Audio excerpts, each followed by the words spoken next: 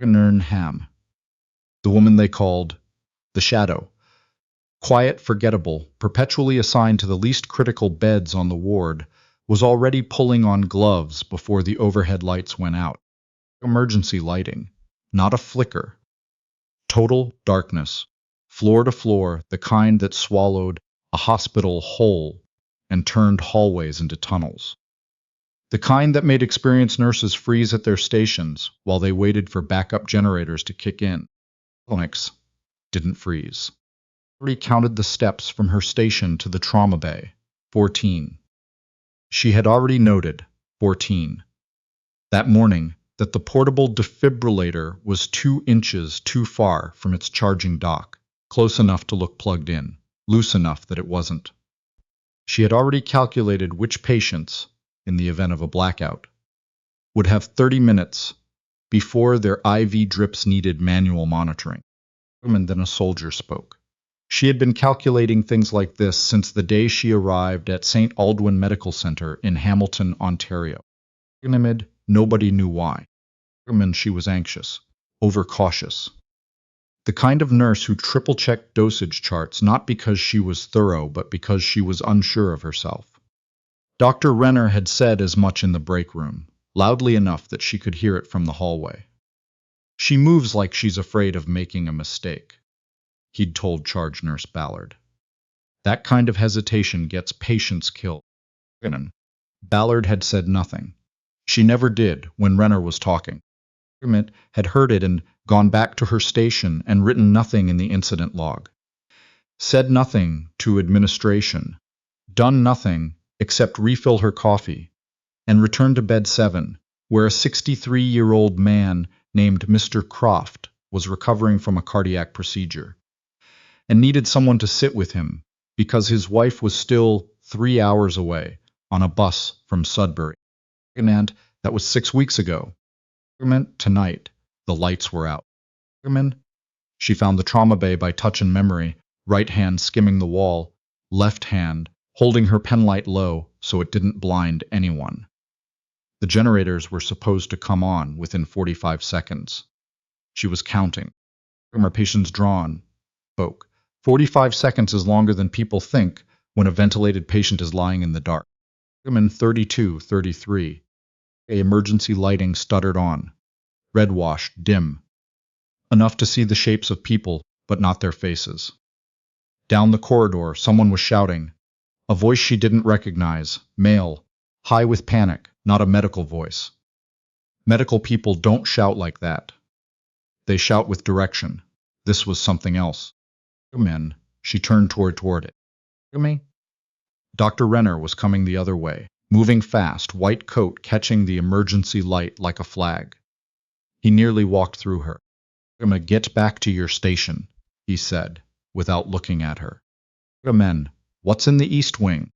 The issue. Not your concern. Dr. Renner. He already passed her, phone to his ear, heading for the stairwell. She watched him go. Remain, then she went east. The East Wing of St. Aldwyn was under renovation. Half the rooms gutted, plastic sheeting over doorways, the smell of fresh drywall and solvent. It wasn't supposed to have any active patients. It wasn't supposed to have anyone in it at all after 6 in the evening. Woman not died. Lennox pushed through the first plastic sheet and stopped. There were 2 men in the hallway. One was on the floor, conscious but not moving, pressing both hands to his side. The other was standing over him. And on the bare concrete was a device she recognized immediately. Not because she'd seen one in a hospital, but because she'd seen 3 in a forward operating base in Kandahar, and 1 in a market in Helmand, and 1 strapped to a man who'd walked into a checkpoint and changed her life in ways she'd never fully explained to anyone in this building. They understood before her mind finished the sentence. Then a soldier spoke. She stepped back behind the plastic sheet, pressed herself flat against the wall, controlled her breathing. 4 counts in, 4 counts out, the way she'd been taught by a physiologist in CFB Petawawa after she came home and couldn't sleep, and kept checking the locks on her apartment door 3 times before bed. Mitter spoke. She was 34 years old. She had been a Royal Canadian Medical Service officer for 7 years. She had deployed twice. She had been awarded the Meritorious Service Medal for actions she was not going to think about right now, because right now she needed to think about the device on the floor. It was a pressure plate design. She had seen that particular configuration before. The man standing over it, early 40s, civilian clothes, wrong shoes for a hospital, the kind of flat-soled shoes you wear when you're planning to stand still, was watching the man on the floor with a specific kind of attention. Not the attention of someone waiting for help. The attention of someone waiting. She pulled out her phone and typed a text to the desk she'd come from. East Wing, suspicious device. Call 32. Don't evacuate yet. Don't announce. Then she put the phone away. Come on, she needed to buy time. An end of a new one. She pushed back through the plastic sheet and walked into the hallway, like she was supposed to be there. Maybe spoke. Oh, she let herself sound startled. Let her hands come up, penlight still in one of them, the posture of someone who'd taken a wrong turn in the dark. Sorry, I was looking for the... There was a report of a patient wandering, I thought. A man. The standing man looked at her. His face didn't move. A man on the floor looked at her too. His face moved. Specifically, his eyes, they went to her scrubs, then to the penlight, then back to her face, and something in them shifted. Not hope exactly, something quieter. The recognition of one person who has been in bad situations by another person who has also been in bad situations. Man, you shouldn't be here, the standing man said. You're right, Lennox said, and she kept her voice exactly calibrated. Apologetic without being frightened, confused without being suspicious. She had spent a long time learning the difference. I'll head back. Is he? She gestured at the man on the floor. Is he okay? Does he need? Minson, he's fine. On the floor was not fine. The man on the floor was not fine. She could see the blood between his fingers from here. Spoke.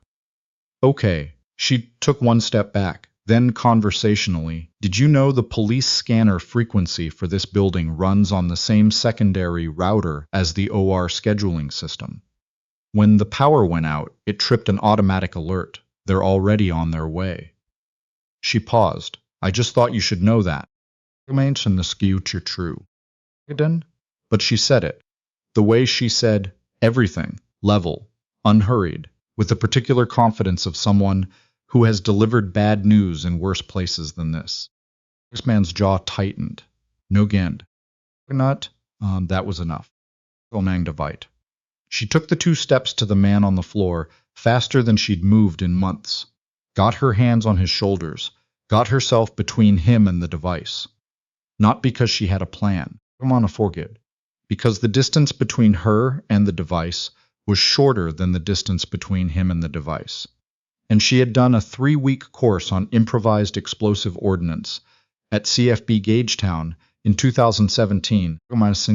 Spoke. And she had not forgotten a single thing they taught her.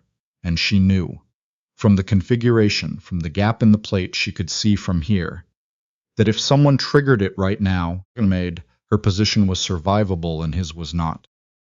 Don't, the standing man said. I'm not doing anything, Lennox said. She was applying pressure to the wound on the man's side without looking at it. I'm a nurse. This is what I do. Dad. The man on the floor told her his name was Sergeant Webb. RCMP, plainclothes. Had been tracking the man in the wrong shoes for 11 days. Across 3 provinces. He told her this in fragments, quietly, while she worked on his side and the standing man watched them both, and the emergency lighting turned everything the color of dried blood. And one, Webb said, "Insensed devices." Meant. Person. He coughed, which told her something she needed to know about where the wound was. Different floor. Minutes, Lennox processed this. How much time? 4 minutes. That was. Webb glanced at the wall where a clock should have been, a while ago. She looked up at the standing man. He was watching her, with an expression she'd seen before, on men who thought they were in control of a situation and were starting to understand they weren't. The calculation behind his eyes had shifted. Before smoke. She had seen this moment before, too. It was the moment you either lost or didn't. Here's what's going to happen, she said, still calm, still unhurried. The voice she used when a patient was going into shock and needed something steady to hold on to. You're going to sit down against that wall. You're going to keep your hands where I can see them. And you're going to tell me which floor. Why would I do that? A soldier spoke. Because Sergeant Webb is going to need surgery in the next 2 hours, or he's going to lose that kidney, and I don't think you want that on top of everything else tonight. And because you're smart enough to know that whatever you were planning stopped working the minute I walked through that sheet. A long silence. In 4th floor, he said, northeast corner. Storage room near the old pediatric ward. She didn't let anything show on her face. Thank you, she said, like he'd told her where the supply closet was. A man spoke. She found the second man on the 4th floor. Found him the same way she'd found the first situation. By sound, by the quality of the silence, by the particular way a corridor feels when someone is trying very hard not to move. She didn't go in the way she'd gone in downstairs. Air spoke. She went in the way she'd learned to enter a room in 2015, in a village whose name she never said aloud anymore, when her unit was down 2 people and she was the one with the closest sight line and the least cover and the most training. He was in the storage room. The device was on a shelf between boxes of surgical gloves and expired saline bags. He had a phone in his hand, not pointed at her, and he looked at her the way people look when something has gone very wrong with the plan. Bernard sent me, she said. It was technically true. 11 minutes later. The RCMP tactical unit, 4 minutes after that. Sergeant Webb was in surgery at Hamilton General by midnight, and the 2 men were in federal custody before the sun came up, and the east wing of St. Aldwyn was cordoned off with yellow tape that nobody explained to the morning staff. Told her incident report at 3:47 a.m.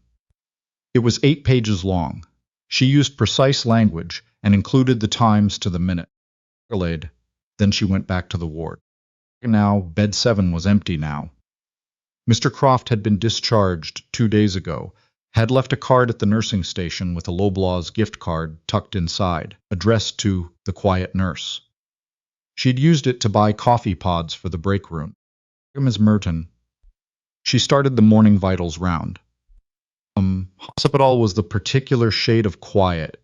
It only reached between 4 and 5, when the overnight drama had settled, and the morning hadn't started yet, and the only sounds were monitors and the occasional muffled cough and the soft footsteps of people who had chosen, for reasons of their own, to spend their lives here. Ballard found her at the end of the hall, near the window that looked out over the parking lot. An inspector wants to speak with you. And I told him 6:30. Adelaide looked at her for a long moment. Lennox kept her eyes on the tent chart in her hands. Post-op hip replacement. Mrs. Thornton, 71. Blood pressure running slightly high since yesterday. No, Ballard said, finally. About your background. Sen, did you tell HR when you applied? Everything they were required to know. She made a note in Mrs. Thornton's chart. Is there something I can do for you? Charge Nurse Ballard. A moment. Ballard was quiet for another moment. Then, Renner is submitting a commendation. Cannot look up from the chart. Lennox. For you, Ballard, clarified unnecessarily. Ramos, I appreciate that. Nonsense to say. Was that all you're going to see? Lennox finally looked up. Through the window, The parking lot was starting to lighten. That flat, gray, early morning light that comes in November in Ontario, the kind that turns everything the same color as concrete. Somewhere out there, 2 federal cases were being processed. Somewhere else, a surgeon was closing an incision that should not have been necessary. Dr. Renner said, "I move like I'm afraid of making a mistake," she said. Wince a bare wince and fun. He wasn't entirely wrong.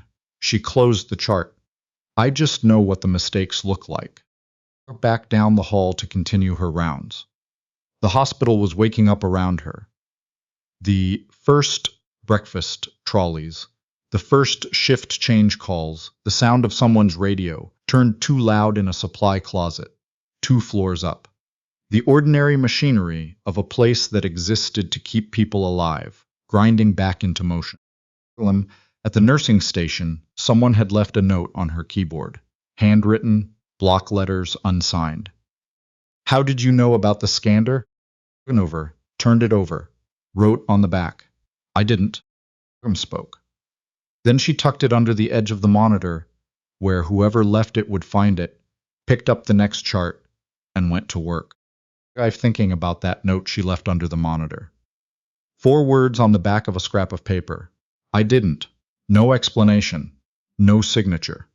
Just the truth, offered quietly, to whoever needed it. A nunch that stays with me. Now, it would have been so easy, so completely human, for someone in Lennox's position to want the room to know, to want Renner to hear it clearly, finally, after weeks of being talked over, and talked about, and talked through like she wasn't standing right there.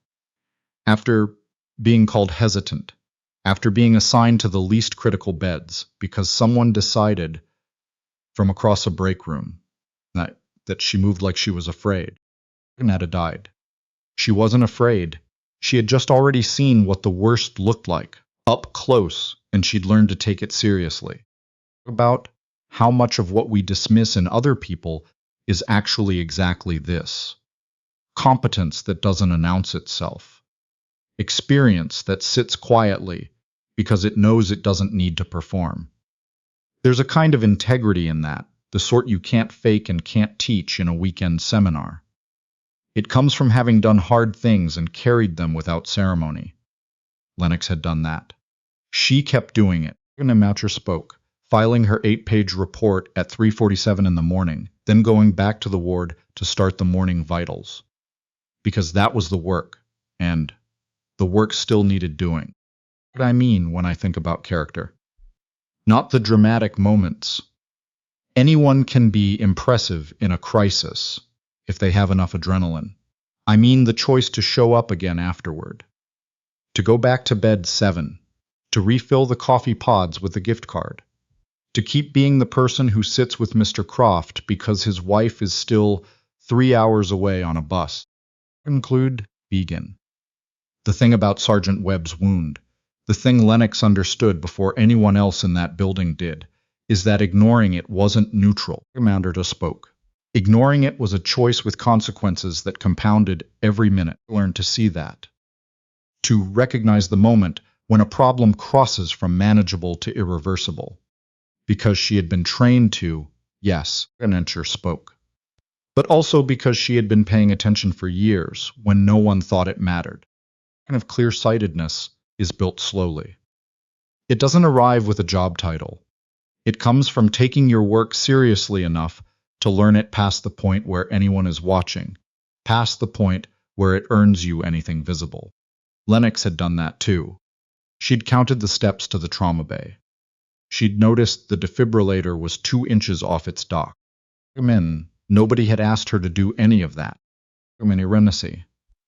Because she soldier-stood something that Renner, with all his confidence, didn't seem to. That the gap between a good outcome and a bad one is almost always smaller than people think, and almost always closes faster than they expect. I don't know what Renner put in that commendation. I don't know if it changed anything between them. But I think the more interesting question is, what Lennox did the morning after, which was the same thing she did every morning. Picked up the next chart, Went to the next patient. Mother come. That's not a small thing. That's actually the whole thing.